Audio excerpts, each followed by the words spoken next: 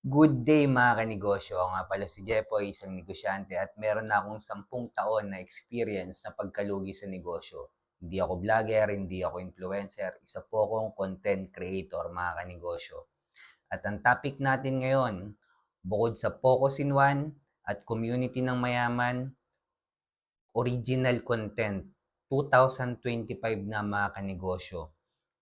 Bilang negosyante, kailangan nating gumawa ng original content. Ito muna kwento mga kanegosyo. Way back 2015, ako po yung nagtayo ng sari-sari store malapit saan, malapit sa school kung saan ako graduate ng marketing management, which is sa TIP Cubao. Mga kanegosyo, pang-anim akong sari-sari store doon. At ang at bukod sa pang-anim ako din po pinakamahal na benta. Pinakamahal po ako mag-markup doon mga kanegosyo.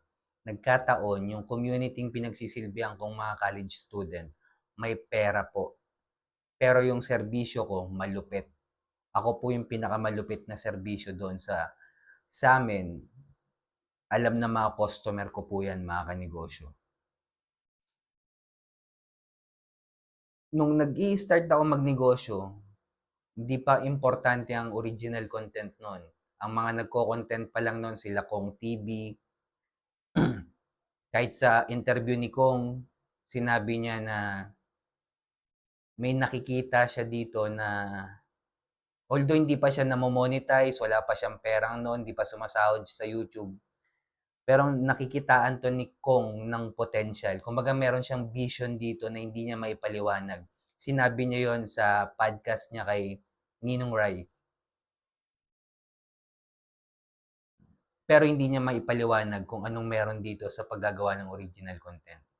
10 years ago, 2025 mga kanegosyo, kung nagninegosyo ka, lalong kailangan mo nang gumawa ng original content. Kung na, kung magsisimula ka magnegosyo, magsimula ka na mag-original content. Mga kanegosyo, original content na po talaga ang labanan ngayon bilang negosyante. Kung wala kang presence sa social media, mga kanegosyo, eventually mawawala din yung negosyo mo. Kailangan natin ng presence sa social media bilang negosyante. Kailangan mong gumawa ng original content. Mga kanegosyo, kinapalan mo na yung mukha mo sa pagninegosyo. Kapalan mo na rin yung mukha mo sa paggawa ng content. Kung matanda ka na, bayaran mo yung anak mong bata, yung bunso, or yung pamangkin mo na kunan ka ng video araw-araw at i-post sa social media. Dahil yan na po talaga ang labanan. Trabaho na po ang paggawa ng original content.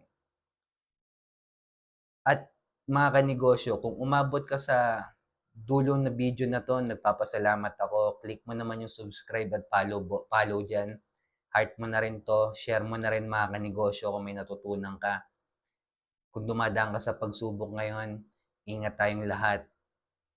Kung ano mang religion natin, pray mga kanegosyo. At peace.